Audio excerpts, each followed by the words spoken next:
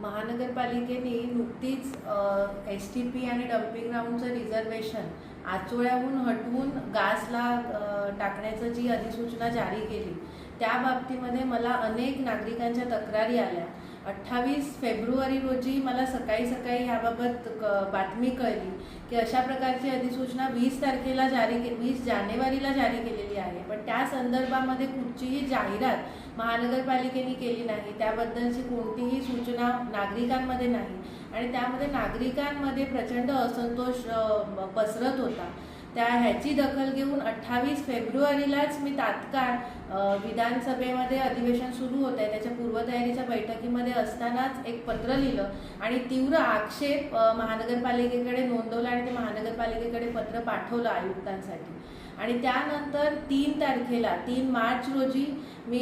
पहिल्याच दिवशी अधिवेशनाच्या माननीय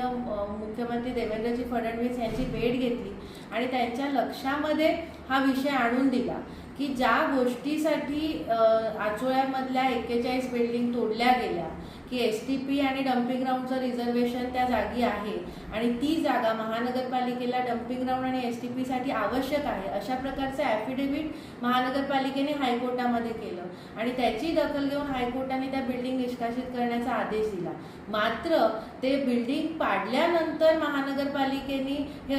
रिझर्वेशन हटवण्याचा जे काही प्रयत्न सुरू केले त्यामध्ये महानगरपालिकेच्या हेतूवर संशय निर्माण होतो आणि हे जागा कोणासाठी आता खाली करून देत आहेत हा प्रश्न निर्माण होतो. तसं मी पत्रातही नमूद केलं होतं आणि हीच गोष्ट मी मुख्यमंत्र्यांच्याही लक्षात आणून दिली आणि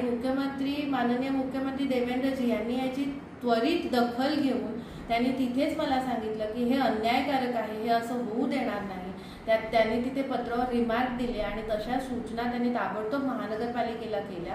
आणि त्यांच्या या त्वरित निर्णयामुळे आणि त्वरित जी त्यांनी ॲक्शन घेतली त्यामुळे आज महानगरपालिकेने पुन्हा एक पत्र जारी केलेलं आहे की हे रिझर्वेशन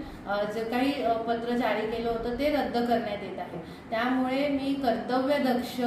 आणि लोकाभिमुख शासनाचे मुख्यमंत्री श्री देवेंद्रजी फडणवीस यांचे मनापासून आभार व्यक्त करते की त्यांनी लोकांच्या मनामध्ये असणाऱ्या असंतोषाची दखल घेतली आणि महानगरपालिका जो काही अन्यायकारक निर्णय घेत होती त्याला रोख लावली त्यांनी. त्यामुळे मुख्यमंत्र्यांचे संपूर्ण वसईकर जनतेच्या वतीने मी आभार व्यक्त करते आणि अशाच पद्धतीने लोकांनी जागरूक राहून लोकांच्या प्रश्नांवरती आवाज उठवण्याची विनंती मी सगळ्याच लोकांना करते आणि मी लोकप्रतिनिधी म्हणून नेहमी वसईकरांच्या सोबत राहीन ही ग्वाही